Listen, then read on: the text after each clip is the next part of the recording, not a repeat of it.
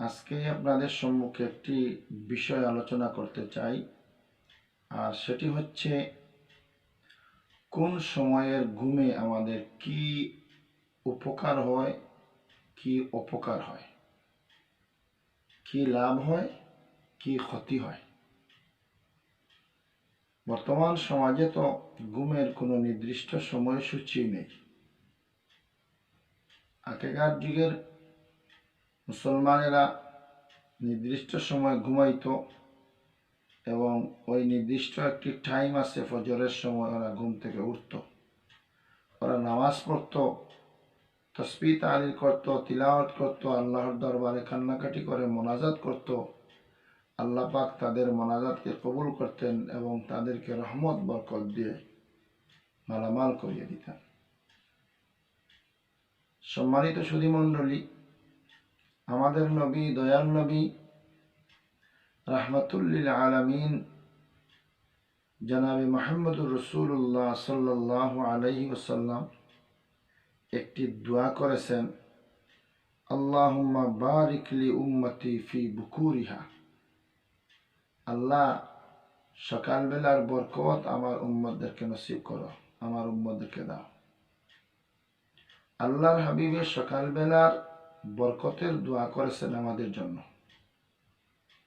যে সময় বরকত রহমত নাজিল হয়, সে সময় যদি মুসলমানেরা ঘুমে থাকে, তখন এই মুসলমান তো বরকত পাওয়ার আশা করতে পারে না। অথচ রসুল পাক সাল্লাল্লাহু আলাইহি সাল্লাম বরকতের দোয়া করেছেন উম্মতের জন্য, সকালবেলার বরকতের দোয়া। সেজন্য যে সমস্ত মুসলমানেরা সকালবেলা ঘুমে থাকে, ওদের ঘরে বরকত নাজিল হয় না, ওদের ঘরে রহমত নাজিল হয় না, ওদের রিজেক কুশাদা হয় না, ওদের রিজেক সংকীর্ণ হয়ে যায়, ওদের অভাব অনটন লেগেই থাকে, এদের অশান্তি বিরাজ করে। ফজরের সময় আল্লাহ পাক রব্বুল আলামিন তার হাবিবের উম্মতদের প্রতি এত দয়ার নজরে থাকান যে বন্দা যে সময় আল্লাহর দরবারে হাত তুলে মোনাজাত করে, দোয়া করে, সাথে সাথে আল্লাহ পাক রব্বুল আলামিন তার ওই টাইমের দোয়াকে আল্লাহ পাক কবুল করে নেন। সুবহানাল্লাহ। কিন্তু বর্তমানে দুঃখের বিষয় হলেও সত্য যে আমাদের যুবকেরা, তরুণ যুবক যারা আছে, বর্তমান সমাজ এমন একটি সমাজে পরিণত হয়েছে, আল্লাহর হাবিব বলেছেন এশার নামাজ পড়ে সকাল সকাল খাওয়া দাওয়া করে যত সকাল ঘুমানো যায় ততই ভালো, এবং সারা রাত ঘুমিয়ে ফজরের সময় আজান হবে, মুয়াজ্জিনে আজান দিবে, আসসালাতু খায়রুম মিনান নাওম বলে আওয়াজ তুলবে, তখন সাথে সাথে উঠবেন, নামাজ পড়বেন। কিন্তু এখন আর সেই দিকে মানুষের তেমন খেয়াল নেই। প্রায়ই দেখা যায়, অধিকাংশ মানুষের বাড়িতে দেখা যায় সকালবেলা 8টা-9টা বাজে সকালবেলা, কিন্তু মানুষের ঘরে লাইট জ্বলতেছে। এতে প্রমাণিত হয়ে যায় যে ওরা ওই যে রাত্রে ঘুমাইছিল, এখনো সে ঘুমে আছে, ফজরের নামাজ হয় নাই, ওরা ফজরের সময় উঠতে পারে না। তাই হাবিব খুদা রসুল পাক সাল্লাল্লাহু আলাইহি সাল্লামের হাদিস দ্বারা প্রমাণিত হলো, যে সমস্ত মানুষেরা ফজরের সময় উঠতে পারে না, ওরা আল্লাহর রহমত থেকে, বরকত থেকে ওরা বঞ্চিত। এজন্য আসেন রসুল পাক সাল্লাল্লাহু আলাইহি সাল্লাম ঘুমের কয়েকটি তালিকা আমাদেরকে দান করেছেন। যেমন রসুল পাক সাল্লাল্লাহু আলাইহি সাল্লাম বলতেছেন, একটি ঘুম হলো গাইলুলা। গাইলুলা নামক ঘুম, যেটা ফজরের পর যারা ঘুমায় ওদের দরিদ্রতা লেগেই থাকে, অভাব অনটন লেগেই থাকে। আরেকটি ঘুম হচ্ছে ফাইলুলা, অর্থাৎ অনেক মানুষ আসরের পরে ঘুমায়। জেনে রাখা দরকার, যে মানুষেরা আসরের নামাজের পরে ঘুমায়, অত্যন্ত ক্ষতিকর এই টাইমের ঘুমগুলা। প্রথমত হচ্ছে, যে মানুষ আসরের পরে ঘুমায় তার ব্রেইন, তার মস্তিষ্ক, তার স্মরণ শক্তি লোপ পায়, হিতাহিত জ্ঞান লোপ পায়।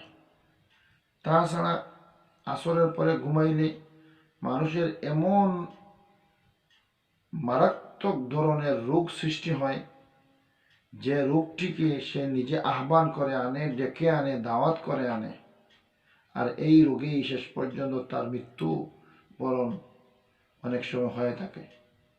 এজন্য রসুল পাক সাল্লাম ওই আসরের টাইমের ঘুমকে অত্যন্ত নিষেধ করেছেন, যে এই টাইমে যেন কোনো মানুষেরা না ঘুমায়।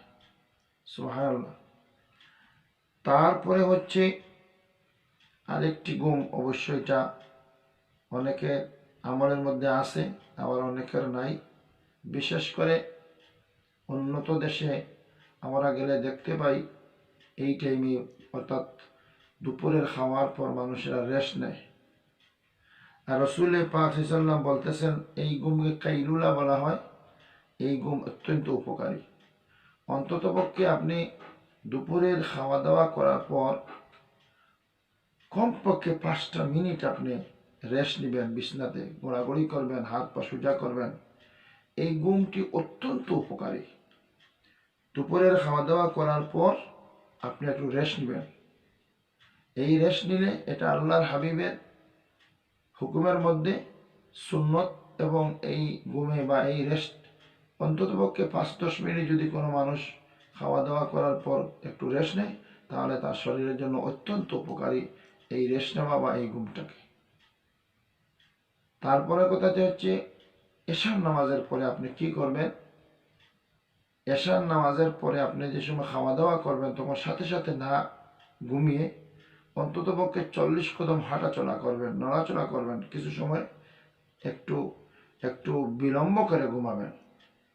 এক্ষেত্রে আমাদের উচিত হলো, সম্ভব হলে ওই এশার নামাজ পড়ার পরপরই খাওয়া দাওয়া শেষ করে একটু সময় রেস্ট নিয়ে চলাফেরা করে, হাঁটাচলা করে তারপরে ঘুমালে মানুষের অনেক উপকার হয়।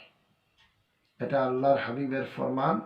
আল্লাহর হাবিব এভাবে নির্দেশ দিয়েছেন। সুবহানাল্লাহ। আরেকটি ঘুম বড় মারাত্মক ধরনের, যেটাকে আইলুলা বলা হয়, অর্থাৎ উপুড় হয়। নিজের বুক, নিজের পেটকে ওই ব্যাঙের মতো আপনি উপুড় হয়ে ঘুমালে কি হয়? এই ঘুমটা, এই রকমের শোয়াটা অত্যন্ত জটিল এবং মারাত্মক। এই ঘুমালে কি হয়? এই রকম ঘুমালে, উপুড় হয়ে ঘুমালে মানুষের জীবনে জটিল জটিল রোগে আক্রান্ত হয়, এবং এই রোগে অনেক সময় মানুষেরা মৃত্যুবরণ করে। এজন্য হুজুরে পাক সাল্লাল্লাহু আলাইহি সাল্লাম এই আইলুলা মানে এই উপুড় হয়ে ঘুমানোটাকে আল্লাহ পাক, আল্লাহর হাবিব রাহমাতুল্লিল আলামিন নিষেধ করেছেন, যাতে কোনো মানুষেরা উপুড় হয়ে না ঘুমায়। সম্মানিত দর্শক শ্রোতা মণ্ডলী, আমরা তো মুসলমান। আমাদের জীবনের প্রতিটি ক্ষেত্রে, আমাদের জীবনের প্রতিটি মুহূর্ত যদি আল্লাহর হাবিবের তরিকা অনুযায়ী করতে পারি, যেহেতু আল্লাহ পাক রব্বুল আলামিন তার হাবিবকে আমাদের জন্য শরীয়তের প্রবর্তনকারী আলাইহিস সালাম রূপে দুনিয়ার জমিনে আমাদেরকে নিয়ামত, রহমত হিসেবে দান করেছেন।